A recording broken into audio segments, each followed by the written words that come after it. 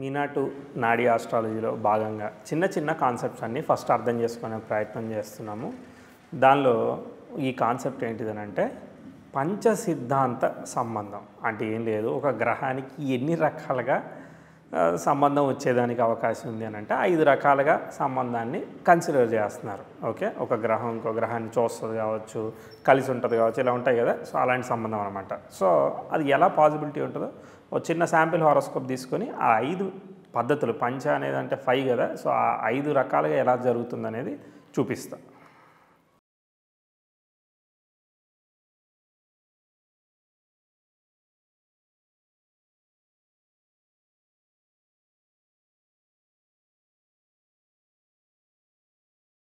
మనం ఒక విషయాన్ని నిర్ణయం చేసేటప్పుడు ఒక దశాభుక్తి జరుగుతుందనుకో, ఆ 2 గ్రహాల మధ్య సంబంధానికి మనం ఐడెంటిఫై చేసుకోవాలిగా. ఇప్పుడు ఉదాహరణకి శుక్రుడిలో బుధుడు జరుగుతున్నాడు అనుకో, మనం ఏమనుకుంటాం, శుక్రుడు బుధుడు ఫ్రెండ్స్ కదా, వాళ్ళిద్దరు దశాభుక్తులు జరుగుతున్నాయి, బాగుంటాయి కదా అని అనుకుంటాం. ఇది ఒక బేసిక్ పాయింట్. నెక్స్ట్ వెళ్ళి శుక్రబుధులు ఆ రాశిలో కలిసి ఉన్నారనుకో, అబ్బా వాళ్ళిద్దరూ కలిసే ఉన్నారు, మంచి రిజల్ట్స్ ఇచ్చేదానికి అవకాశం ఉంది. ఇప్పుడు వృషభ లగ్నం తీసుకుని లగ్నంలో బుధ శుక్రులు ఉన్నారనుకో, అబ్బా లగ్నంలో బుధ శుక్రులు ఉన్నారు, లగ్న పంచమాధిపతులు బాగున్నారు, లగ్నం మీదే ఉన్నారు, ఖచ్చితంగా బుధుడిలో శుక్రుడు కానీ శుక్రుడిలో బుధుడు కానీ పాజిటివ్ ఫలితాలు వస్తాయని మనం అనుకుంటాం కదా. ఇలా ఎస్టిమేట్ చేయడానికి ఉండే పాజిబిలిటీస్, వాటి మధ్య ఉండే కనెక్షన్స్నే ఇక్కడ కన్సిడర్ చేస్తున్నారు. ఒకటేంటిది, రాశి సంబంధాన్ని తీసుకుంటున్నారు. ఒకే రాశిలో 2-3 గ్రహాలు కలిసి ఉన్నాయనుకో, వాటి మధ్య సంబంధం ఉంటుంది అనేది కండిషన్ అన్నమాట. అంటే ఈ సంబంధం ఎంత బలంగా ఉంటుంది, ఏది బలమైన సంబంధం అనేది తర్వాత మాట్లాడదాం. అంటే దీనిలో రేటింగ్ ఇచ్చుకోవచ్చు మనం. ఇదిగో 10 out of 10 వచ్చినాయి ఈ సంబంధానికి, ఈ సంబంధానికి 6 వచ్చాయి, ఈ సంబంధానికి 4 వచ్చాయి, ఈ సంబంధానికి 1. కానీ కంపల్సరీ అక్కడ కనెక్షన్ ఉంది అనేది మనం అర్థం చేసుకోవాలన్నమాట. పాజిబిలిటీని చెప్తుంది అది.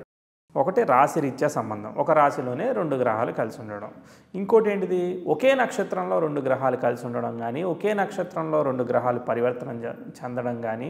అంటే ఇప్పుడు అశ్వినిలో వచ్చేసేసి శుక్రుడు ఉన్నాడు, పుబ్బలో వచ్చేసేసి కేతు ఉన్నాడు. సో శుక్రుడు అలానే కేతువు నక్షత్ర పరివర్తనం చెందారు. అలానే కుజుడు నక్షత్రంలో శుక్రుడు, శుక్రుడు నక్షత్రంలో కుజుడు, అలా పరివర్తనం చెందుతూ ఉంటాయి.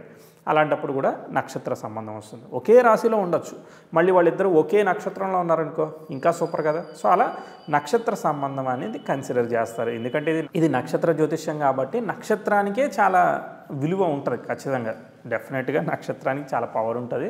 ఆ స్టార్లో ఉన్నదానికి కనెక్షన్ ఇంపార్టెన్స్, చాలా రోల్ ప్లే అవుతూ ఉంటుంది. తర్వాత నెక్స్ట్ ఏంటిది, కలయిక.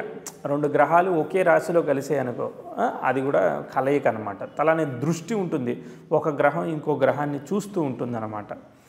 దానివల్ల కూడా సంబంధం వస్తుంది. ఇప్పుడు శని దశమ దృష్టితో చూశాడు, కుజుడు అష్టమ దృష్టితో చూశాడు, అలా కూడా సంబంధం వస్తుంది కదా. అలా ఏ గ్రహానికి ఉండే దృష్టిని బట్టి ఆ సంబంధం ఎలానో కన్సిడర్ చేస్తారు. ఇంకేం కన్సిడర్ చేస్తారు అంటే భిన్న పాదం. ఇప్పుడు మనం ఇంతకుముందు వీడియోలో చెప్పుకున్నట్టుగా మీనాటు నాడి వీడియోస్లోనే మీరు కావాలనంటే మీనాటు నాడి ప్లేలిస్ట్కి వెళ్తే అన్ని వీడియోలు ఆ కోర్సుకు సంబంధించిన అన్నీ కూడా ఆర్వీఏ తెలుగు యూట్యూబ్ ఛానల్లో ప్లేలిస్ట్లో మీనాటు నాడి అని సపరేట్గా ప్లేలిస్ట్ ఉంటుంది. ఆ ప్లేలిస్ట్లో ఎతకండి, మీకు ఖచ్చితంగా దొరుకుతుంది.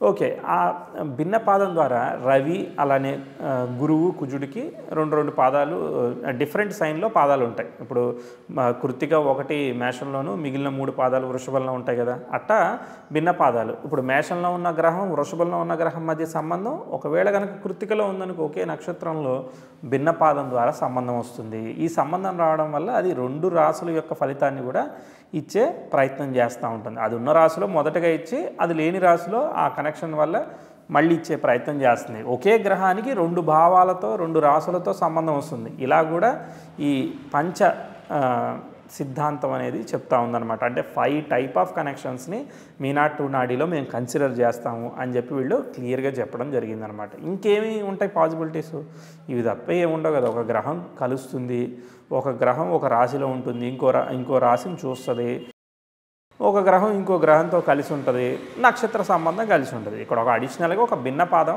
యాడ్ అయింది అంతే. అన్నీ మనం ఆల్రెడీ కన్సిడర్ చేసేవి అనమాట. గ్రహ దృష్టి మనం కన్సిడర్ చేస్తాం, కలయిక కన్సిడర్ చేస్తాం, పరివర్తన కన్సిడర్ చేస్తాం, ఒకే నక్షత్రంలో ఉండడం కన్సిడర్ చేస్తాం. ఇలా అనేక రకాలుగా మనం కన్సిడర్ చేస్తున్నాం. సో ఇది స్పెసిఫిక్గా మనకి సిస్టమేటిక్గా ఈ విధంగా కన్సిడర్ చేస్తున్నాం అని చెప్తుంది. ఇదే చార్ట్లో ఒక చిన్న ఎగ్జాంపుల్ తీసుకున్నా మీకు ఇంకా బాగా అర్థమవుద్ది.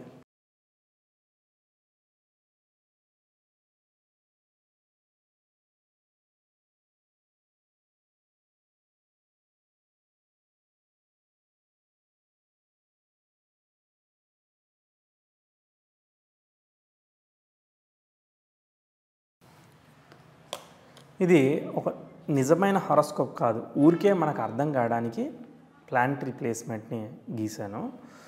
రవి శుక్రులు లగ్నం మీద ఉన్నారనుకుందాం, బుధుడు ద్వితీయంలో ఉన్నాడు. భిన్న పాదం ఇవన్నీ ఇన్వాల్వ్ చేయాలి కదా, దానికోసం మనం నక్షత్రాలు కూడా డిఫైన్ చేసుకుందాం.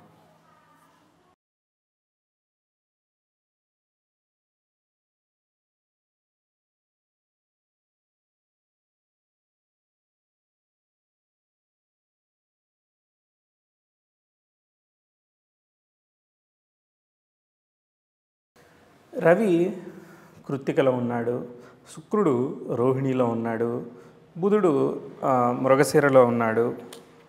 చిత్తాన్ని రాశాను. అలాంటివి మీరు కామెంట్ చేయండి, మిస్టేక్ ఏదైనా అనిపిస్తే కామెంట్ చేయండి. అలా కూడా మనం దాన్ని కరెక్ట్ చేసే ప్రయత్నం చేద్దాం. మీరు కూడా అలర్ట్గా ఉన్నారా, నేను తప్పు చేస్తున్నానా లేదా కూడా మీకు కనిపిస్తూ ఉంటుంది. తర్వాత కేతు వచ్చేసేసి పుష్యమిలో ఉన్నాడు, రాహు వచ్చేసి శ్రవణంలో ఉన్నాడు, చంద్రుడు విశాఖలో ఉన్నాడు, గురువు స్వాతిలో ఉన్నాడు, తర్వాత కుజుడు వచ్చేసి హస్తలో ఉన్నాడు, శని వచ్చేసేసి పూర్వ భాద్రపద అయిన గురువు యొక్క నక్షత్రంలో ఉన్నాడు. ఇది ఒక నా ఇమాజినరీ ప్లానెటరీ పొజిషన్. నిజానికి ఈ చార్ట్లో ఏదే లేదు, అంటే మనకు తెలియదు ఉందో లేదో కూడా. అప్రాక్సిమేట్ ప్లానెటరీ పొజిషన్, మేబీ ఇది పాసిబుల్ కూడా అవుతుంది అనమాట. ఓకే, సరే. ఇప్పుడు మీరు శని చూసినట్టయితే ఎవరిని చూస్తున్నాడు? దశమ దృష్టితో చంద్రుని చూస్తున్నాడు. ఎవరైనా చూడగానే చెప్పగలుగుతారు. ఇంకేమేమి చూస్తున్నాడో తెలుసా? శని బుధుడిని చూస్తాడు, ఇక్కడ శని రవిని కూడా చూస్తాడు, శని శుక్రుని కూడా చూస్తాడు, తర్వాత రవి గురువుని కూడా చూస్తాడు. ఇలా పాసిబిలిటీస్ వస్తూ ఉంటాయన్నమాట. సంబంధం అనేది ఎస్టాబ్లిష్ అవుతూ ఉంటుంది. మీకు చూడండి, విచిత్రం చూపిస్తాను. ఇప్పుడు శని గురు నక్షత్రం, భిన్న పాదం అనే కాన్సెప్ట్ ఉంది.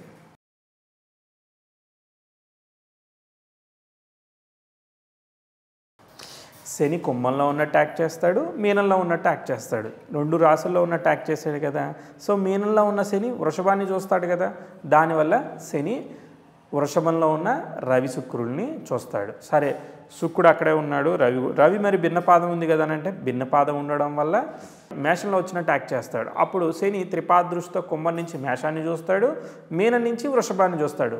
2 రకాలుగా రవి శనుల మధ్య సంబంధం ఏర్పడింది. చూడడానికి అక్కడ రవి శనులు ఏమి చూసుకోవట్లేదు, కానీ కనెక్షన్ తీసుకునేటప్పుడు ఖచ్చితంగా ఈ విధంగా కన్సిడర్ చేసి తీసుకుంటారు భిన్నపాదం వల్ల. తర్వాత గురుచంద్రులు డిఫరెంట్ నక్షత్రాల్లో ఉన్నారు, కానీ చంద్రుడు విశాఖలో ఉండడం వల్ల విశాఖ తులలోను తర్వాత మళ్ళీ వృశ్చికంలోనూ ఉంది కదా, కాబట్టి గురుచంద్రులు ఇద్దరు కలిసి ఉన్నట్టు యాక్ట్ చేస్తారు. అట్లా అలానే గురువు స్వాతిలో ఉన్నాడు కాబట్టి వృశ్చికంతో సంబంధం లేదు.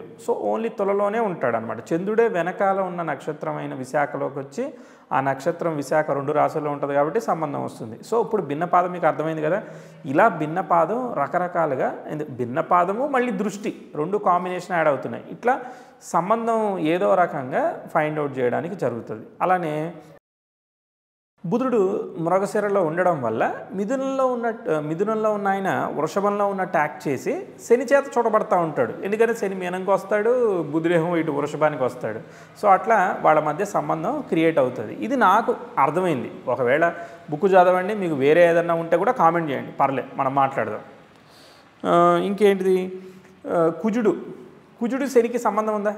కానీ మీనంలో ఎప్పుడైతే శని వెళ్తాడో కుజుడు సప్తమ దృష్టితో చూస్తూ ఉంటాడు. అలానే రవి మేషంలోకి వెళ్ళినప్పుడు అష్టమ దృష్టితో మేషాన్ని చూస్తున్నాడు. అప్పుడు రవి కుజులకి సంబంధం వచ్చేసింది. అసలు కుజుడేమో హస్తలో ఉన్నాడు, రవి ఏమో కృత్తికలో ఉన్నాడు. అసలు వాళ్ళిద్దరి మధ్య సంబంధమే లేదు. కానీ అక్కడ ఈవెంట్, ఆ 2 బుక్తులు ఇంపార్టెంట్ బుక్ అయ్యి ఈవెంట్ ప్లేస్ అవుతూ ఉంటుంది. అట్లా ఈ సంబంధం ఐడెంటిఫై చేసి, ఇదిగో ఈ విధంగా సంబంధం వచ్చింది కాబట్టి వీళ్ళ బుక్తుల్లో ఇంపార్టెంట్ ఈవెంట్ ప్లేస్ అవుతుంది, లేదంటే ఒక ఈవెంట్ ప్లేస్ అవుతుంది, ఇంత పాసిబిలిటీ. ఏ సంబంధం గొప్పదయ్యా అని నన్ను అడిగితే, ఏదైనా ఒక గ్రహం నక్షత్ర పరివర్తనం చెందితే ఇక దానంత పవర్ఫుల్ కనెక్షన్ ఇంకోటి ఉండదు. ఇప్పుడు నేను మీ చెయ్యి పట్టుకుని మీరు నా చెయ్యి పట్టుకున్నారనుకోండి, అది ఎక్కువ బలమైన కనెక్షను. అదే మీరు నన్ను ఆపోజిట్గా చూశారనుకోండి, ఒకళ్ళని ఎదురు బొదురు కూర్చొని చూసుకున్నాం అనుకోండి, అది దానికన్నా కొంచెం తక్కువ కనెక్షన్. నా పక్కన కూర్చుని మీరు ఇలా ఇలా చూస్తున్నారనుకోండి, సైడ్కి చూస్తున్నారనుకోండి, అప్పుడు ఎంత ఉంటుంది, నా ఫుల్ ఫేస్ ఏమి మీకు కనబడదు, లేదంటే మీ ఫుల్ ఫేస్ నాకు కనబడదు.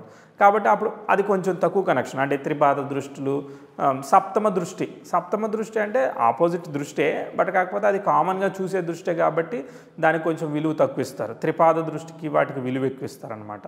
అట్టనే ఒక గ్రహం భిన్న పాదంలో ఉండి చూస్తూ ఉందనుకోండి, అది ఇంకా కొంచెం తక్కువ అనమాట. డెఫినెట్గా డైరెక్ట్గా చూసేదానికన్నా భిన్న పాదంలో ఉండి చూడడం తక్కువేగా. సో కాబట్టి అప్పుడు తగ్గిపోద్ది అనమాట. సో ఏదైనా 2 గ్రహాలు 3 గ్రహాలు ఒక రాశిలో ఉంటూ ఒకే నక్షత్రంలో ఉంటూ అప్పుడు చూస్తే పవర్ఫుల్గా ఉంటుంది. ఇప్పుడు ఉదాహరణకి ఇప్పుడు కుజుడు కూడా ఉత్తరలోనే ఉన్నాడనుకో, అప్పుడు కుజుడు ఉత్తరలో ఉండి మీనంలో రవి ఉన్నాడు అనుకో, అప్పుడు చూసాడనుకో, అంటే ఆయన నక్షత్రంలో ఉండి ఆయన చూస్తున్నాడు అనుకో, డెఫినెట్లీ అది ఇంకా పవర్ఫుల్. ఇప్పుడు మీరు నాకు ఐస్ క్రీమ్ కొనిచ్చారు, నేను తింటున్నాను, మీరు కొనిచ్చిన ఐస్ క్రీమే, అరే వీడు నేను కొనిచ్చిన చొక్కా వేసుకున్నాడు కదా అని మనం ఒక చూస్తే ఎట్లా అనిపిస్తుంది, అట్లా స్పెషల్ ఎఫెక్ట్ వస్తూ ఉంటుంది అన్నమాట. ఓకే, సో ఇట్లా మనం దాన్ని ప్రాక్టికల్గా అర్థం చేసుకోవాలి. అది ఎంత బలం ఉంది, ఎంత నిర్ణయం చేయాలనేది టైంని బట్టి మనం ఎగ్జాంపుల్ చార్ట్ని బట్టి తీసుకున్నాం. కానీ నేను ఇప్పుడు ఏదైతే డ్రా చేశానో నిజంగా భలే వచ్చింది ఎగ్జాంపుల్. సో పంచ సిద్ధాంత సంబంధం ఏదైతే ఉందో గ్రహాలకి, రాసులకి, నక్షత్రాలకి, దృష్టులకి, కలయికలకి, తర్వాత భిన్న పాదాలకి అన్ని రకాలు కవర్ చేసేసుకున్నాం. దీనిలో చాలా ఈజీగా కవర్ చేసుకున్నాము. సో ఇది సమయం వచ్చినప్పుడు మీకు ఎలా ఏంటిది అనేది కేస్ స్టడీలో మీకు ఈజీగా అర్థమవుతుంది. ఆల్రెడీ నేను ఎగ్జాంపుల్ చెప్పాను కాబట్టి డెఫినెట్గా మీకు అర్థమై ఉంటుంది.